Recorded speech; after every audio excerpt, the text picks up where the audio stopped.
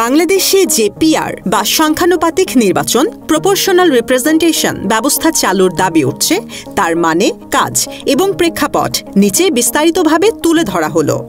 সংখ্যানুপাতিক নির্বাচন proportional representation PR এমন একটি নির্বাচন ব্যবস্থা যেখানে রাজনৈতিক দলগুলো জাতীয়ভাবে প্রাপ্ত ভোটের অনুপাতে সংসদে আসন পায়।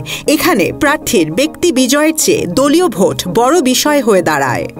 অর্থাৎ যদি কোনো দল জাতীয়ভাবে মোট ভোটের 30% পায়, তবে তারা সংসদে মোট আসনের 30% পাওয়ার যোগ্য হবে। বাংলাদেশে বর্তমানে first past the post FPTP ব্যবস্থা চালু আছে। এখানে 300টি আসনের জন্য 300টি নির্বাচনী এলাকা থাকে।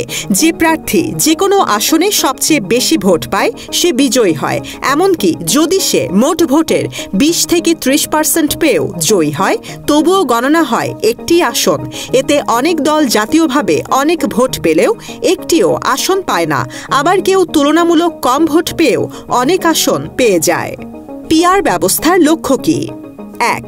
ভোট ও আসনের মধ্যে সামঞ্জস্য আনা, যাতে একটি দল যদি 25% ভোট পায়, তারা সংসদেও 25% আসন পায়।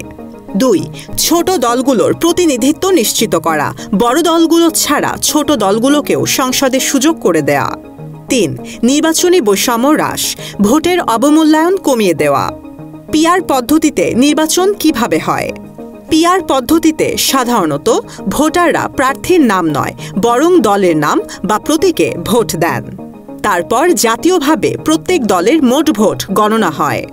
মোট ভোট অনুযায়ী প্রতিটি দলকে নির্ধারিত সংখ্যক আসন দেওয়া হয়।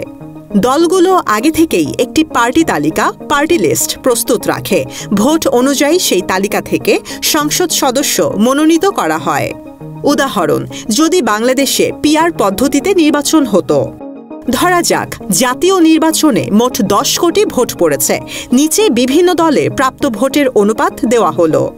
দল মোট প্রাপ্ত ভোট, সংসদে প্রাপ্ত আসন 300টির মধ্যে বিএনপি 42%, 126টি আসন, জামায়াতে ইসলামী 18%, 54টি আসন, এনসিপি 10%, 30টি আসন, গণফোরাম 6%, 18টি আসন, বাসদ সিপিবি নাগরিক ঐক্য 4%, 12টি আসন, স্বতন্ত্র ও ছোট দল 20%, 7টি আসন।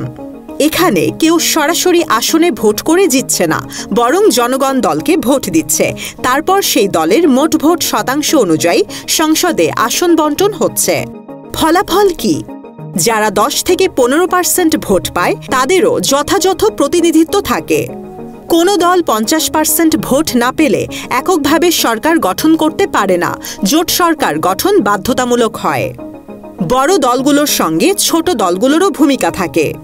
যদি বর্তমান বাস্তবতায় এমন হতো, ধরা যাক নির্বাচন কমিশনের হিসাবে বিএনপি 42% ভোট পেল, আওয়ামী লীগ না থাকায় জাতীয় পার্টি ও জামায়াত বড় অংশ পায়, অনেক ছোট দলও সম্মিলিতভাবে 20% ভোট পায়। এই পরিস্থিতিতে সংসদে একটি পক্ষ এককভাবে 2 বা 3 আসন পেতে পারে না। ফলে বাধ্যতামূলক আলোচনা, জবাবদিহিতা ও জোট রাজনীতি সৃষ্টি হয়। এফপিটিপি পদ্ধতিতে ভোট বেশি পেলেও আসন নাও পেতে পারে। পিআর পদ্ধতিতে ভোটের অনুপাতে সবাই আসন পায়, তাই গণতন্ত্র আরও প্রতিনিধিত্বমূলক হয়। সংখ্যানুপাতিক নির্বাচন ব্যবস্থা বাংলাদেশে চালু হলে রাজনৈতিক কাঠামো বদলে যেতে পারে। বড় দলগুলোর একচেটিয়া আধিপত্য কমে গিয়ে নানা মতের দল সংসদে প্রবেশ করতে পারবে। ফলে আলোচনা ভিত্তিক রাজনীতি জোরদার হতে পারে।